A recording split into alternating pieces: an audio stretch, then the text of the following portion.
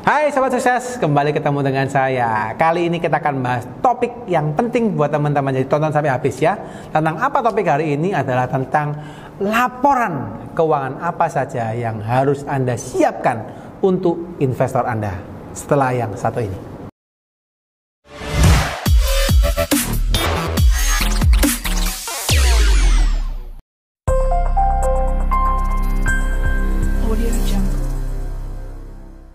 Oke, buat teman-teman yang hari ini lagi mau berusaha untuk mendapatkan investor, good job ya buat teman-teman. Boleh hubungi saya juga tuh kalau misalnya mau di funding ya.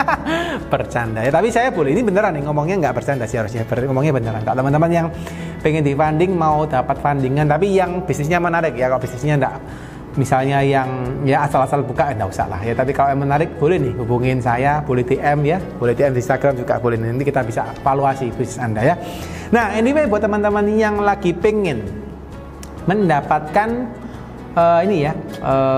investasi dari investornya, laporan apa saja sih yang perlu Anda siapkan? Nah, ini juga ada pertanyaan kemarin di YouTube ya, saya lupa capture siapa yang tanya, tapi ada pertanyaan waktu itu kita bahas soal juga kalau nggak salah valuasi kalau nggak salah topiknya ya.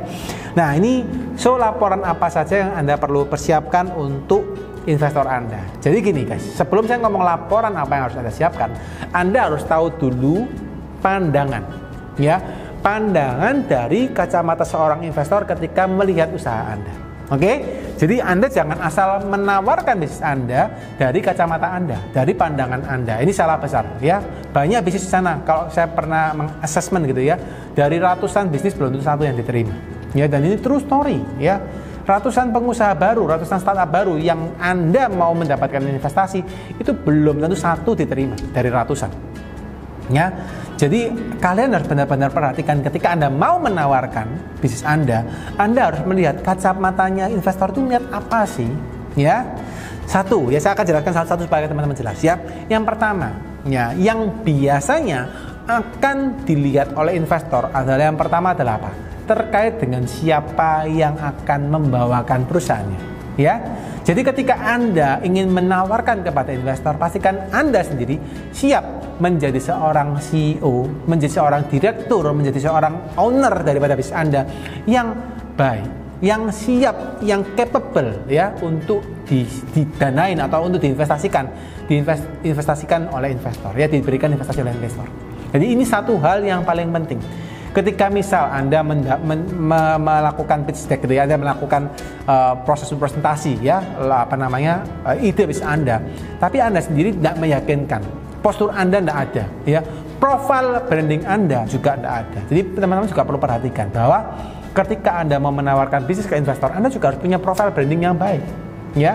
Kalau profile brandingnya Anda, misalnya Anda asal-asalan, misal saja nih, Anda punya foto di Instagram, tapi fotonya ya ngawur lah ya gitu ya, pokoknya fotonya yang kurang sip lah gitu ya, tidak di setting dengan baik.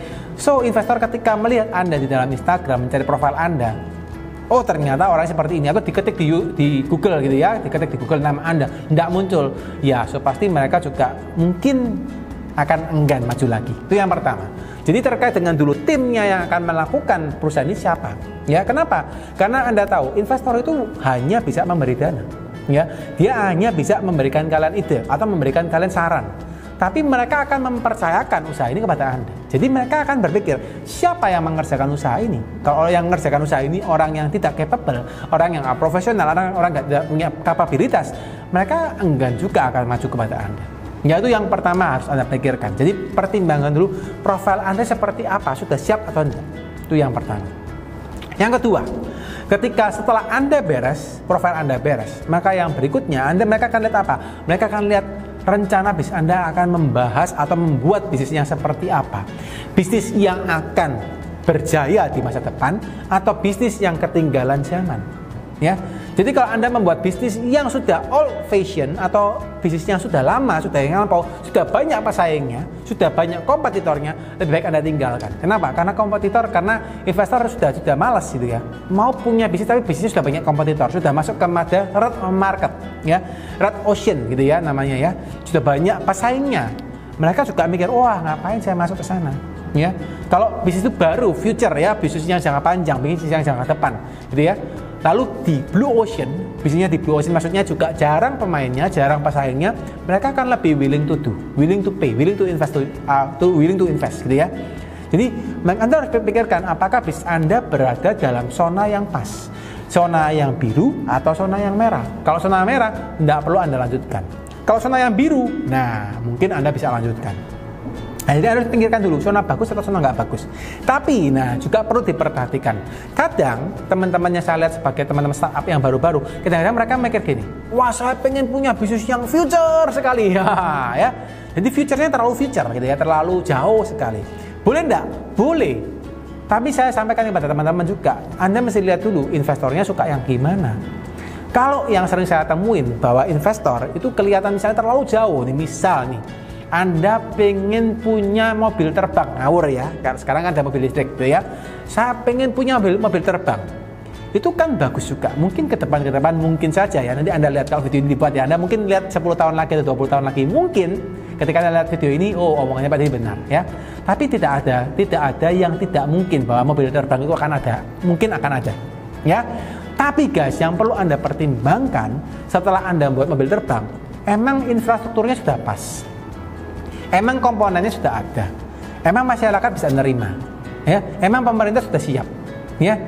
Bayangkan guys, kalau sekarang sudah dibuat mobil terbang, apakah sudah siap semua Anda infrastrukturnya? Kalau belum, Anda tidak usah mimpi terlalu jauh. Bukan tidak boleh bermimpi, tapi jangan mimpi terlalu jauh. Karena ketika Anda bermimpi terlalu jauh, Anda akan memberikan mimpi Anda kepada investor Anda, dan investor Anda melihat, oh ternyata ini kurang baik, gitu ya, mereka tidak akan invest kepada Anda. Ya, jadi Anda juga pertimbangkan bahwa kondisinya investor juga melihat bisnis Anda itu terlalu maju atau cukup maju gitu ya. Jadi mereka akan lihat kalau terlalu maju sekali, terlalu jauh, mungkin mereka akan mempertimbangkan. Ya, nah itu pandangan yang mungkin dipikirkan oleh para investor. Ya, nah sekarang pertanyaannya, Pak, apa laporan keuangan atau apa laporan yang perlu saya siapkan untuk investor? Oke, ini satu pertanyaan yang perlu teman-teman siapin. Anyway guys, teman-teman saya nggak tahu Anda berasal dari mana saja ya. Saya akan coba jelaskan secara gamblang ya. Satu, mungkin hari ini yang teman-teman nonton ada dua tipe ya. Saya anggap ada dua tipe. Yang pertama adalah bisnis Anda adalah bisnis yang benar-benar baru ya. Yang kedua, bisnis Anda adalah bisnis yang sudah berjalan. Ya, saya nggak tahu Anda yang mana. Ya, silakan teman-teman boleh komen supaya saya tahu. Kalian yang masuk yang baru atau Anda masuk yang sudah jalan. Ya, Anda komen di bawah ya supaya saya ngerti ya. Terus bisnisnya di bidang apa? Siapa tahu saya bisa memberikan masukan ya. Nah, kalau misalnya Anda yang bisnisnya baru, yang perlu Anda siapkan adalah Anda mesti membuat sebuah bisnis plan. Ya. Bisnis plan itu apa? Ya, macam-macam isinya. Anda coba searching lah. Bisnis plan itu isinya macam-macam ya. Anda boleh searching di Google juga bisa. Anda boleh search di video saya yang lain juga bisa ya. Intinya bisnis plan itu apa? Bisnis plan itu adalah sebuah presentasi atau sebuah proposal bisnis gitu ya. Sebuah proposal bisnis yang akan Anda sampaikan kepada investor. Ya, Anda akan menyantumkan apa? Misalnya Anda mencantumkan bisnisnya akan berbidang apa? Segmentasinya seperti apa?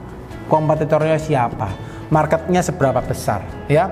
Terus nanti hubungan dengan customernya siapa, rencana suppliernya siapa, partnernya siapa, itu macam-macam. Itu yang akan Anda sampaikan di dalam sebuah bisnis plan, ya. Dan yang nggak kalah penting adalah rencana bisnis Anda adalah apa. Jadi Anda punya, pandangan seperti ini. Apa yang akan Anda lakukan 2, 3, 5 tahun ke depan? Itu Anda harus jabarkan di dalam sebuah bisnis plan tersebut. Ya, itu wajib hukumnya. Ya, kalau Anda bisnis baru dan Anda harus bisa approach, Anda bisa meyakinkan meyakinkan investor Anda bahwa bisnis Anda ini akan berjalan di jangka panjang. Ya, jadi kalau teman-teman bisa lihat di investasi ya, ada namanya series A, series B dan kawan-kawan. Nah, di fase awal itu Anda memberikan mimpi kepada investor Anda. Ya, itu jadi Anda benar-benar make them, gitu ya, buat mereka yakin bahwa mimpi Anda itu bisa dilakukan. Ya, jadi Anda buat dulu mimpi dulu bahwa ini loh bisnis yang akan saya lakukan dan ini saya pastikan bisa lakukan. Bagaimana caranya? A, B, C, D, F, G. Ini buat mereka serasa benar-benar bisa Anda lakukan dan benar-benar bisa digapai. Ya. Nah, setelah Anda mendapatkan funding, baru Anda masuk ke dalam fase Anda membuktikan mimpi yang Anda tawarkan ke mereka bisa terrealisasi. Ya, baru langkah berikutnya adalah apa? Anda bagaimana membesarkan mimpi ini bisa lebih besar lagi. Nah, itu ada fase-fasenya. Ya, tapi sekarang kita masih fase dulu bagaimana Anda menjual mimpinya kepada mereka. Ya. Nah, setelah itu guys, setelah Anda buat business plan yang tadi yang terstruktur dan kawan-kawan tadi, Anda jelaskan langkah-langkahnya. Yang tidak boleh lupa adalah apa? Anda buat proyeksi keuangan dalam 3-5 tahun ke depan. Ya, Anda lihatin 3-5 tahun ke depan ini Anda akan seperti apa bisnisnya, dapat uangnya dari mana, dikeluarkan untuk apa, investasinya berupa apa, untungnya berapa, balik modalnya berapa, dan macam-macam. Anda harus tulis secara detail supaya mereka ngerti, oh ya ternyata dalam 3 tahun, dalam 2 tahun, dalam 10 tahun, dalam 5 tahun mereka bisa balik modal, misal saja. Ya, Anda tulis secara detail. Karena Anda in the future, Anda harus tulis yang make sense, jangan asal tulis. Oke, ini proses yang cukup panjang. Jadi Anda tidak bisa ngasal ngasih detailnya itu yang besar-besar saja, tidak bisa. Anda kalau bisa buat yang in detail, lebih detail. Oh ternyata biaya untuk ini, untuk ini, untuk ini, untuk ini. Ya cash flow-nya seperti apa? Ya ada 3 macam biasanya yang akan Anda tampilkan. Yang pertama adalah proyeksi terkait dengan laba rugi, ya untung atau rugi. Yang kedua terkait dengan proyeksi balance sheet atau neraca, ya. Yang ketiga, proyeksi cash flow atau arus kas. Jadi itu Anda harus sampaikan kepada mereka kira-kira seperti ini, Pak. Ya, kira-kira seperti ini, Bu. Itu yang harus Anda sampaikan. Jadi jangan Anda asal membuat pakai yang kira-kira besaran saja. Kalau bisa sedetail mungkin, bahkan Anda tulis inflasinya seperti apa, proyeksi inflasinya seperti apa, proyeksi income-nya seperti apa, kenaikan seperti apa, caranya seperti apa untuk menaikkan dan kawan-kawan. Ya, itu yang Anda perlu perhatikan untuk pengusaha yang baru membuat startup. Ya, tapi untuk pengusaha yang sudah punya perusahaan mau dijual, ya 2 hal tadi, bisnis plan sama proyeksi tadi, tetap harus Anda laporkan. Tapi yang menarik ketika Anda menjadi pengusaha yang sudah punya bisnis, yang perlu Anda perhatikan adalah Anda bisa menyampaikan apa yang sudah Anda peroleh. Misal saja, Anda sudah berusaha 3 tahun dan dalam 3 tahun ini kenaikan Anda adalah 100-200% dan itu bisa Anda proof, Anda buktikan di dalam laporan keuangan Anda, ya. Laporan laba rugi ada, neraca ada, arus kas ada. Ya, ini menarik guys. Ketika Anda sudah tahu bahwa memang itu bisa naik, ya, investor akan lebih yakin terhadap Anda. Apalagi kalau usaha Anda, perusahaan Anda sudah diaudit, ya, sudah mendapatkan laporan audit, ya, laporan audit itu tambah mereka akan happy. Ya, anyway kalau perlu audit hubungin kami, ya, kami juga bisa bantu, ya. Nah ini bercanda, selingan-selingan ya di dalam video, ya. Nah, so guys, jadi laporannya harus diaudit, sudah jelas laporannya sudah bagus, ya. Terus sudah kelihatan bahwa memang naiknya sekian ratus% dan kalian bisa buktikan secara resmi.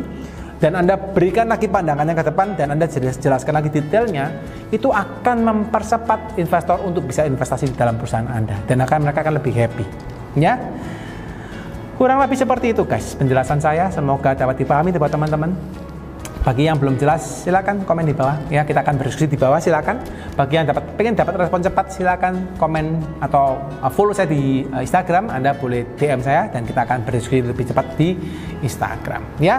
Like video ini dan share supaya bisa membantu video ini berkembang, dan buat teman-teman always, buat teman-teman yang nonton sampai habis nih, ya. Saya doain terus, ya, semoga teman-teman semakin happy, semakin sukses dan semakin diberkati, ya. Bye bye.